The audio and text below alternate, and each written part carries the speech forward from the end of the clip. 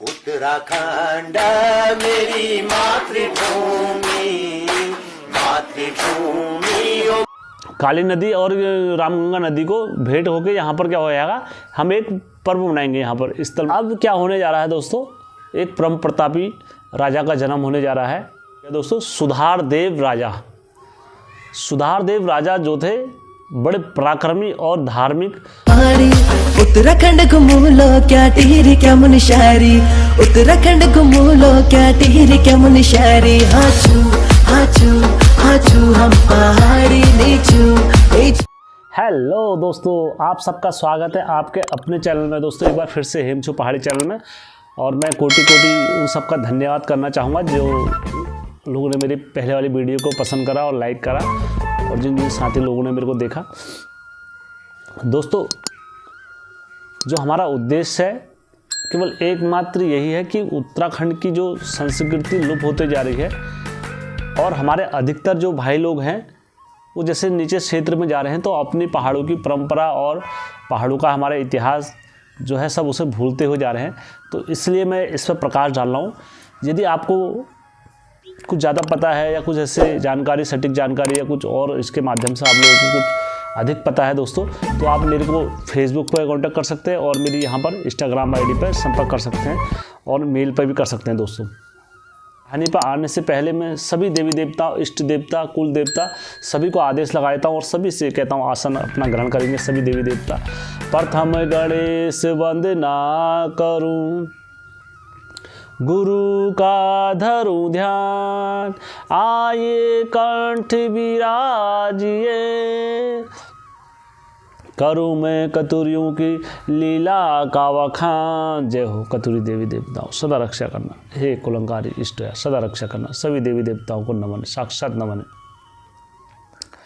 हे सभी देवी देवताओं का आदेश, जिया माता को हमारा आदेश स्वीकार हो, गुरु का सांबरी जी को हमारा आदेश स्वीकार हो, गुरु बयाली जी को हमारा आदेश स्वीकार हो, गुरु खेगदास जी को हमारा आदेश स्वीकार हो, गुरु गोरखनाथ जी को हमारा आदेश स्वीकार हो, नवनाथ सिद्धू को हमारा आदेश स्वीकार हो, दादू नाथ सिंह जी को हमारा आदेश स्वीकार हो, सभी को हमारा आदेश स्वीकार। तो मैं कथा पाता हूँ। मैंने इससे पहले वीडियो में जिन राजाओं तक बता दिया था, अब मैं उसके बाद की कहानी को स्टार्ट करता हूँ।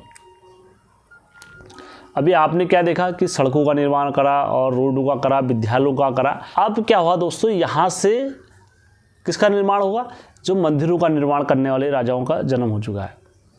क्योंकि बोलते हैं ना, मंदिरों का निर्माण करना और ये सारी चीज़ें करना, ये हर किसी के किस्मत में नहीं होता, हर किसी के भाग्य में नहीं होता है। तो यहाँ से जो कतुरी वंश उत्पन्न हुए, तो इन लोगों ने क्या करा, अपनी नींव धरना स्टार्ट करी मंदिरों की। जो उत्तराखंड में आप लोगों को मंदिर मिलेंगे, सबसे बड़े बड़े जो मंदिर मिलेंगे, तो ये इसी बेल्ट ने लगाए हैं सारे, और उन्हें भी लगाए, लेकिन ये इस बेल्ट में बहुत ज़्यादा अधिक मंदिरों के निर्माण का आगमन करा गया था। तो सबसे पहले उसके ललित जी के जब बाद समय के अभाव के, जैसे मैंने बोला आपको, चलता रहा। चलने के बाद जो राजा बने, सुजान देव राजा जी सिंहासन पर बैठे।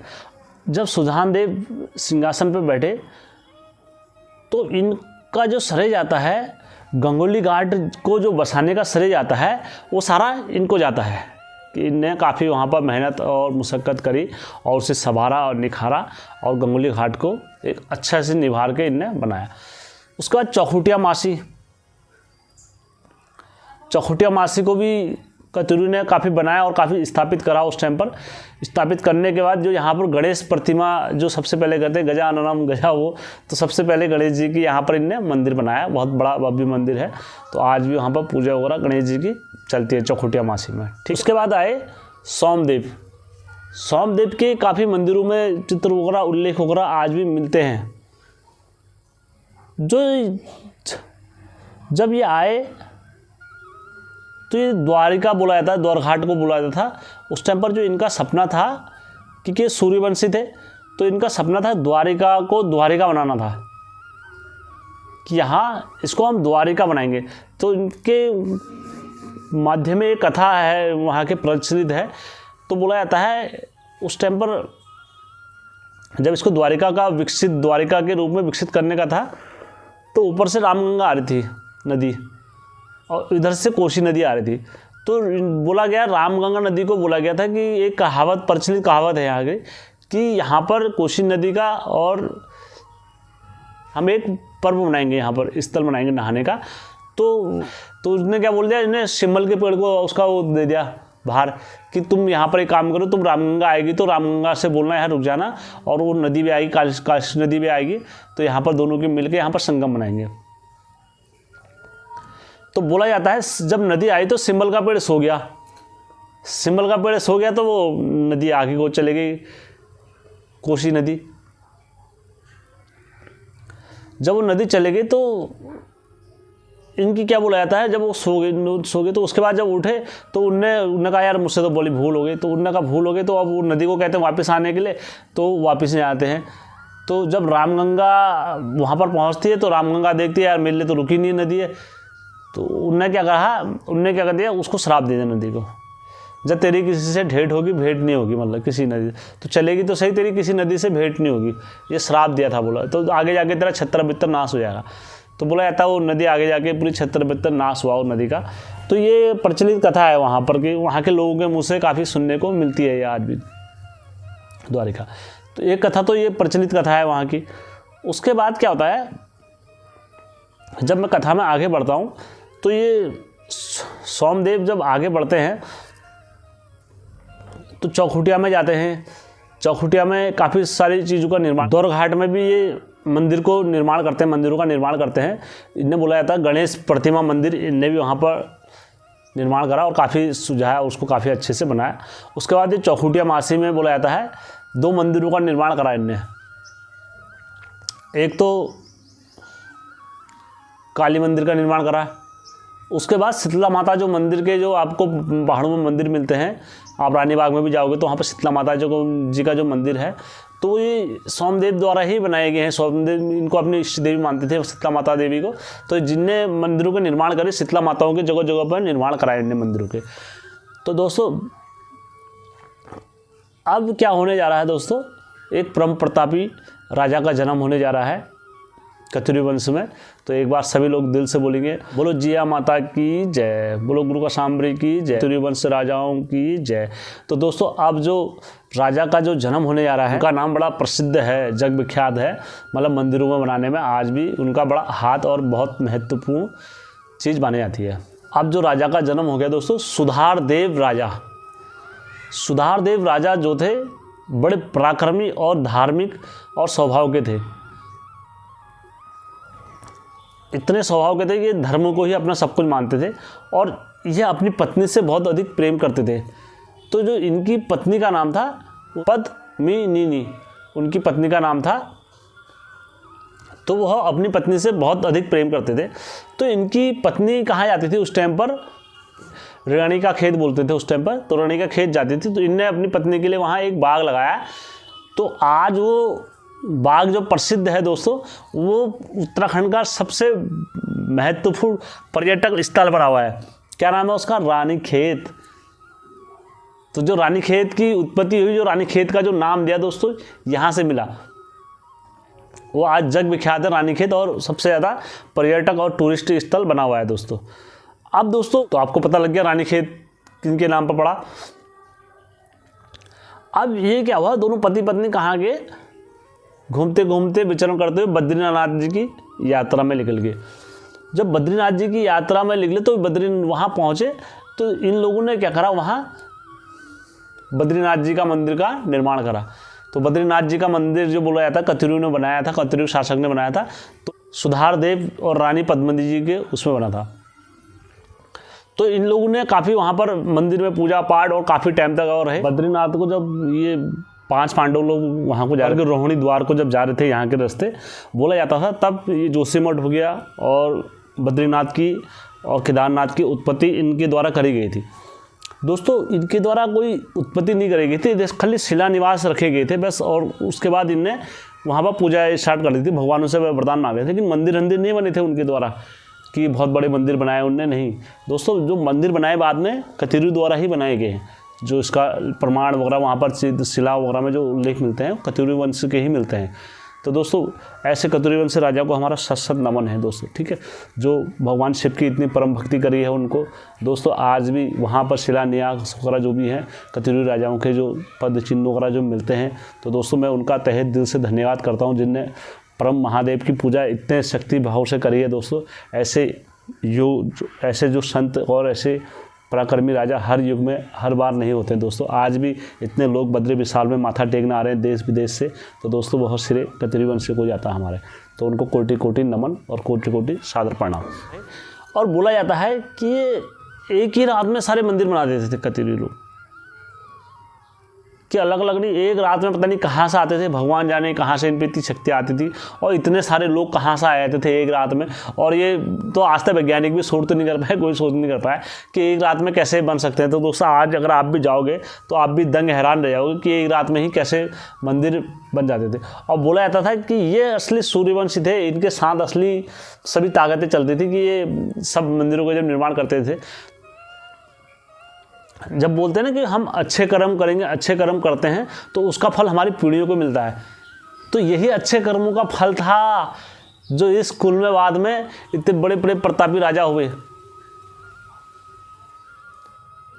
जैसे माता जिया आई इस कुल में, फिर बाद में धामदेव आए और गुरु बयाली, गुरु काशाम्बरी, जो सब इस कुल को तारने के लिए आए दोस्तों। भगवान का ही वरदान था कि अगर कुछ अनहोनी होती है तो भगवान ही उसको सुधार सकते हैं, फिर कोई और नहीं सुधार सकता है।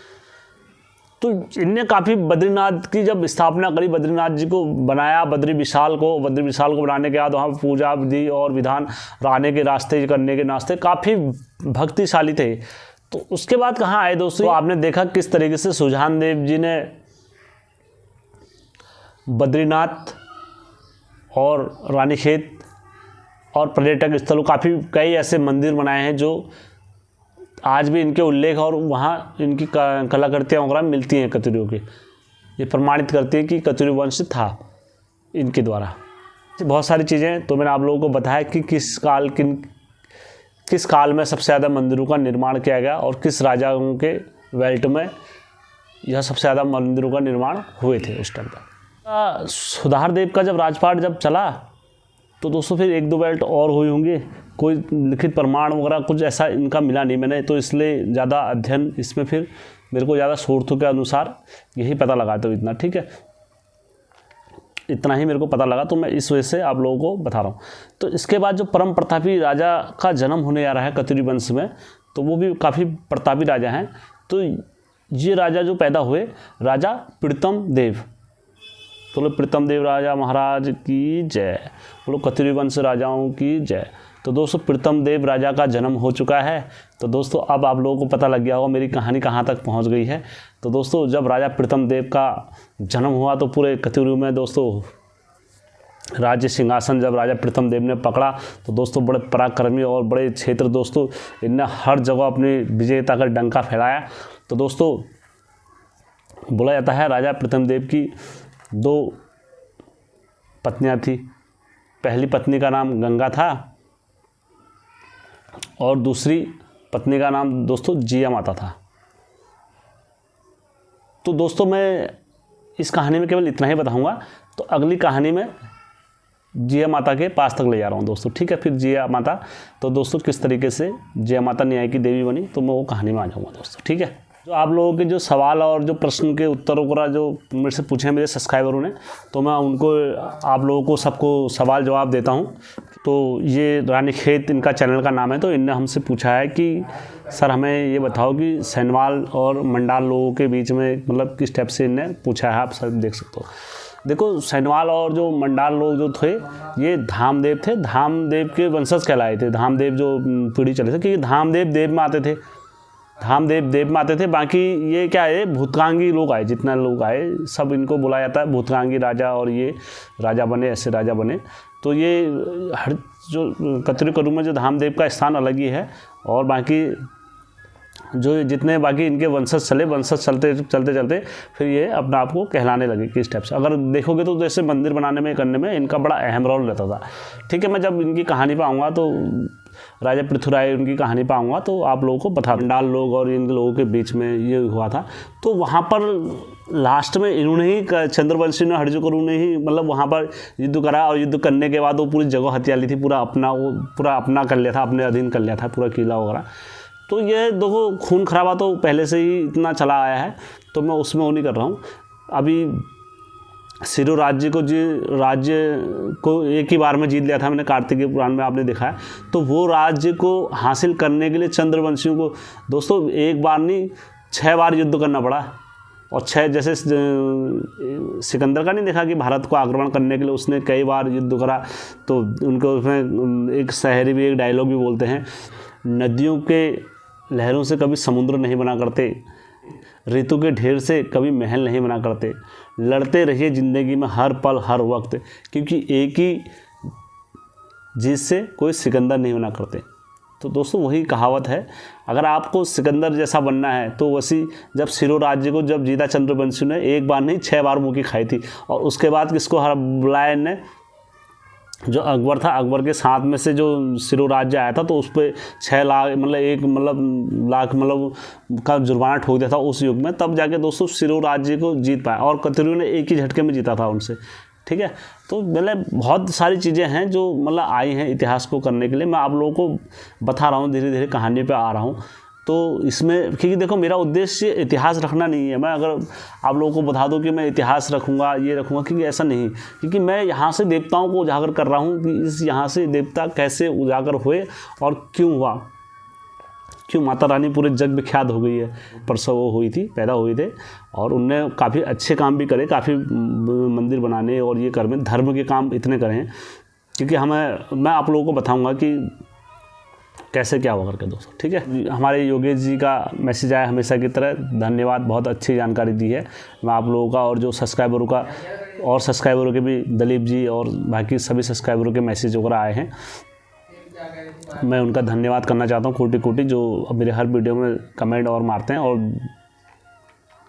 क्योंकि दोस्तों मैं अब इसके बाद जो वीडियो में डालूँगा, क्योंकि मैं अगर ऐसे डालूँगा ना तो दोस्तों कोई विश्वास नहीं करेगा, क्योंकि अभी तक यूट्यूब में है ही नहीं ऐसी चीज़ें। अगर आप देख लोगे, जैसे अगर पढ़ोगे या सारी चीज़ें का, क्योंकि दोस्तों मैंने यह कि एक जगह से नहीं डाल रखी दोस्तों, क्योंकि अगर मैं कहीं जगह मतलब गया हूँ और कई चीज़ों का मैंने अध्ययन करा है, अध्ययन करने के बाद दोस्तों ये सारी चीज़ों से मैंने ज्ञान ले रखा है कि क्या नाम कहते हैं, ये चीज़ें मतलब ऐसे निकाल के रखी है मैंने वहाँ से। तो मैं वो चीज़ें आप लोगों के बीच में डालूँगा दोस्तों, क्योंकि अगर मैं ऐसे ही डाल दूँगा तो दोस्तों सब भड़क जाएंगे कि हम तो उन्हें भगवान मानते हैं और वो भगवान हैं और तुम ऐसा कैसे बोल लो, ये हो ही नहीं सकता है, ऐसा नहीं हो सकता है। क्योंकि मैं आप लोगों को बताता हूँ, क्योंकि अब मेरे 1-2 सब्सक्राइबरों ने कल बोला था कि हम नरसिंह देवता को ही मानते हैं और ये हम उनके अलावा किसी को नहीं मानते हैं। देखो अच्छी बात है, नरसिंह भगवान को आप मानो, और नरसिंह भगवान एक ऐसे देवता हैं वो अपने भक्तों की हर हमेशा सुनते हैं, क्योंकि नरसिंह देवता ही एक ऐसे हैं वो अपने भक्तों के साथ हर जगह रहते हैं। क्योंकि अब देखो हम कतरी वंश को कैसे छोड़ देंगे, अगर हम नरसिंह देवता को मानते हैं तो हम कतरी वंश को कैसे छोड़ देंगे। क्योंकि जो अगर नरसिंह देवता के जो भगत बोले जाते हैं तो कतरी ही बोले जाते हैं, असली भगत। क्योंकि अब उतना बड़ा जोशीमठ में जो मंदिर बनाया है तो उसके पहले किसने बनाया, वो वसंत देव ने ही बनाया। प्रमाणों के आधार पर ये सारी चीज़ें बोलते हैं कि वसंत देव ने ही बनाया है वो मंदिर। अब वो इतने बड़े भक्त नरसिंह भगवान के हैं, अगर आज हम बोल दें कि यार कचरू में हम कचरू को नहीं मानते हैं, हम नरसिंह भगवान को मानते हैं, क्योंकि भगत के बस में है भगवान। क्योंकि नरसिंह भगवान, अगर तुम कचरियों के साथ गलत करते हो तो कभी नरसिंह भगवान वो चीज़ नहीं बर्दाश्त कर सकते। जैसे हम कहीं पर जाके अब इसमें आके या कहीं पर अपमान या कहीं पर वो कर देंगे तो दोस्तों फिर नरसिंह भगवान पीछे हट जाएंगे, क्योंकि वो उनके भी भगत हैं ना, वो भी उनके भक्त हैं, नरसिंह भगवान जी के भक्त हैं बहुत बड़े। वो कभी भी अगर नरसिंह भगवान अगर छोड़ते हैं ना ऐसे तो 2 कदम आगे नहीं बढ़ते हैं। क्योंकि कहीं पर भी युद्ध या कहीं पर भी कुछ होता है तो सबसे पहले मैं अभी बताऊंगा कि जिया माता और धामदेव और ये बेल्ट की पूजा क्यों होने लगी। ठीक है, मैं अभी इससे नहीं तो कितने बड़े बड़े राजाओं ने मंदिर बनाए, ये बनाए, तो वो भगवानों से कम थे क्या। बसंत देव ने तो कई मंदिरों का निर्माण करा, लेकिन वो तब भी देवतुल्य में नहीं आए, क्यों। तो दोस्तों मैं उस चीज़ में प्रकाश डालूंगा आप लोगों के बीच में, तो आप ये मत समझना कि वैसा है कि देखो मैं प्रकाश डालूंगा कि किस तरीके। और हमें अगर देखो नरसिंह भगवान को मानते हैं तो हमें ये सारी चीज़ें याद रखनी पड़ेगी कि नरसिंह भगवान कोई छोटे मोटे देव नहीं है, ठीक है। और बाकी हम अगर जैसे नरसिंह भगवान का सम्मान करते हैं तो हमें कतिरू का भी उतना ही सम्मान करना चाहिए। और हरजू का भी, देखो हरजू भी नरसिंह देवता को नहीं छोड़ते हैं। अगर जैसे और जब पूरे कतिरू, जब पूरे हरजू के जब फंस जाते हैं ना, पूरे फंस जाते हैं, तो दादू नरसिंह ही उनको निकाल के लेकर आते हैं। अकेले गुरु भाई आगे करके पूरा दादू नरसिंह निकाल लाते हैं उन सबको।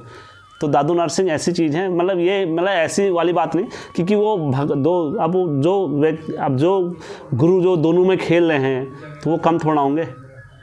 इसके बाद मैं आऊँगा पार्ट 4 में कि किस तरीके से स्कूल में और राजा पैदा हुए।